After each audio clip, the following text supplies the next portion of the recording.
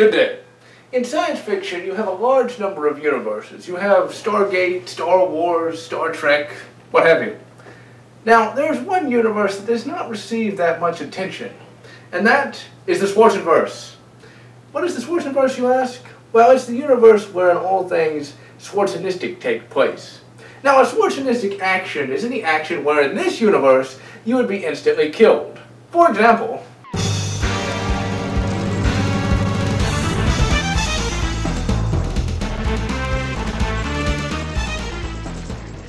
now, to be fair, some of these Schwarzenistic moments could take place in real life, although for many of them it would be highly improbable at best and completely impossible at worst. Now, Schwarzenfiction is a type of science fiction where it's not the future and the high technology really is just restricted to a few items here and there.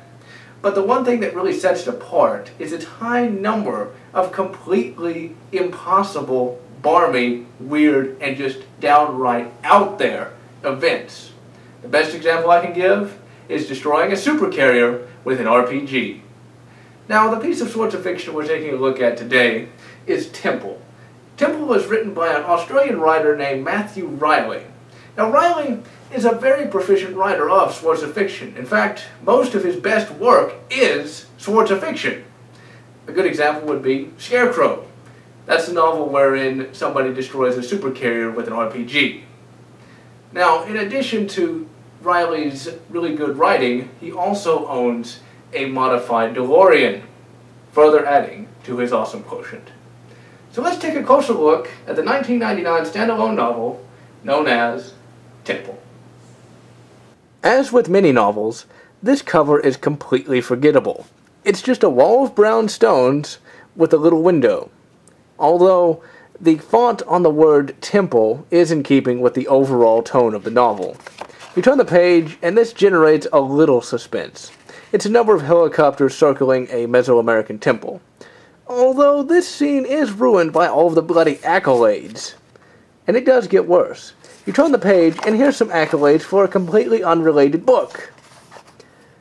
In any event, let's crack this thing open and take a look at Temple. Prior to the prologue, we get an introduction that talks about the Spanish conquest of the Incas.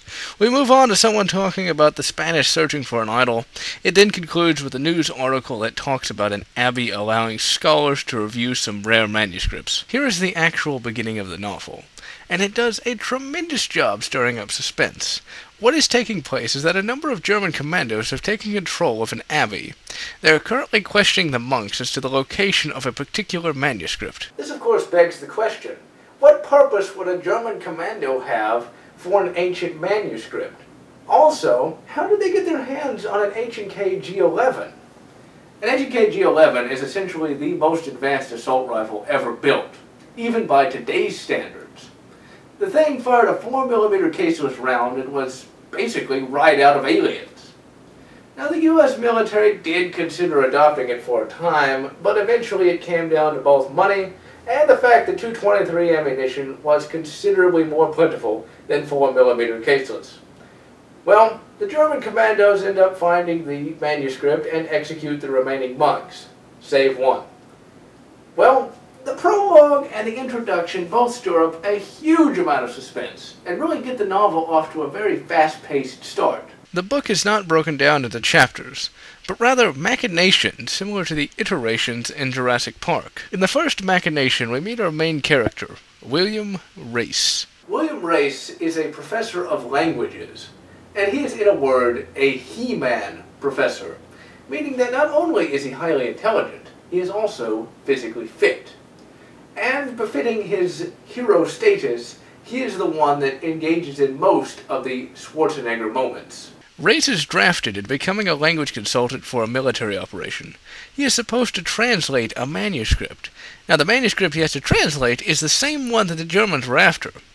The manuscript he actually ends up translating is just a copy of the ones that the Germans had stolen. Now, in the manuscript, Race is looking for the location of an Incan idol. The reason that the idol is important is that it's made of a rare isotope called therium-261.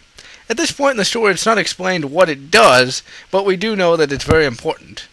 In addition, Race overhears one of the military personnel talking about a device that was stolen. It's called the Supernova. Whoever named that certainly was a bit more theatrical than most. And here we come to the story within a story. Every time Race reads the manuscript, we go into this story. Now, the manuscript is told from the first-person perspective of Alberto Santiago. Now, he is, of course, the main character, but the secondary character is one Rinko Capac. He is an Incan prince who is charged with keeping the idol out of Spanish hands. Really? This manuscript is much more exciting and much better written than I would imagine it would have been in real life. It starts out with Santiago befriending Rinko, and continues on through their escape from Cusco. When Race reaches the point of their escape, he is interrupted by one of the military personnel, and it is during this interruption that he learns the true nature of the U.S. military's quest for the idol. The Army wants the therium so that they can create a new type of weapon. A therium bomb. The therium bomb is supposed to be a literal doomsday weapon. The weapon would destroy 1/3 of the world outright, and due to the lost mass, it would spin out of orbit. Now, that has got to be one of the dumbest ideas I've ever heard in my life. I mean, that's dumb even for the government. That makes about as much sense as using a self-destruct to win a battle. Okay, this is what we're gonna do. They have better weapons, they have better shields, and let's face it, they're better trained. We have one trick up our sleeves, ladies and gentlemen. We're going to use the ship as a weapon. It's genius! Don't ever expect that! And as we will learn later in the story, even thinking about building a bloody doomsday bomb is not a very good idea, as just about everyone is going to want the miserable beast.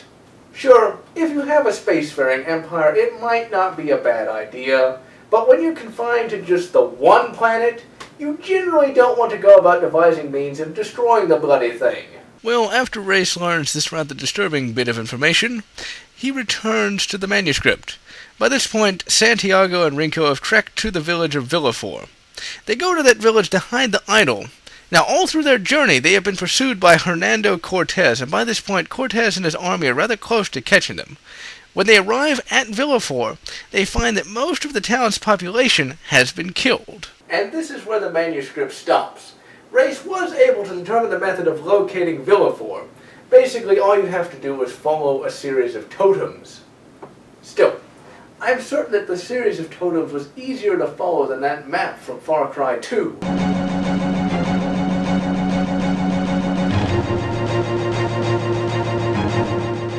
Well, they eventually find Villafort, and when they do, they use their super science machine in order to discern the location of the idol. It's on top of a large finger of rock, and this is where it gets a little difficult to describe, so thankfully Riley included this graphical depiction.